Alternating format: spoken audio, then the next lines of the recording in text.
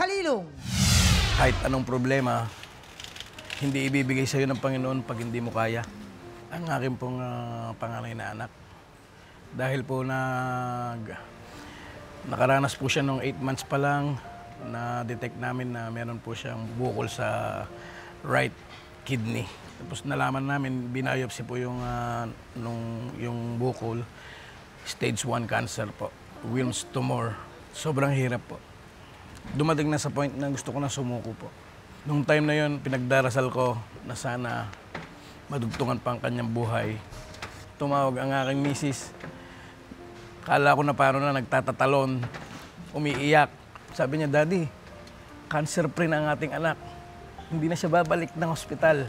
Sa awa po ng Diyos, ma'am, sa loob ng 5 taon na paggagamot, pag-chemotherapy, 2 times a week chemotherapy, sa loob po ng 5 taon, nakasurvive po ang aking anak.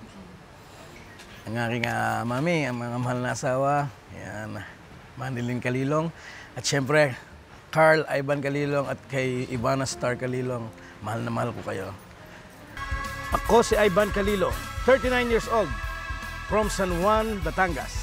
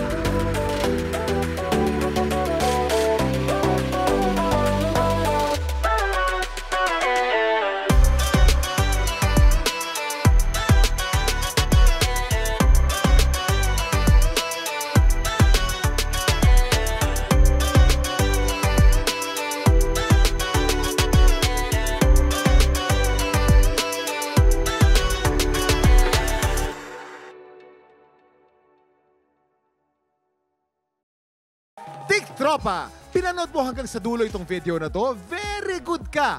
For more happy time, watch more TikTok Clock videos on our official social media pages and subscribe to GMA Network official YouTube channel.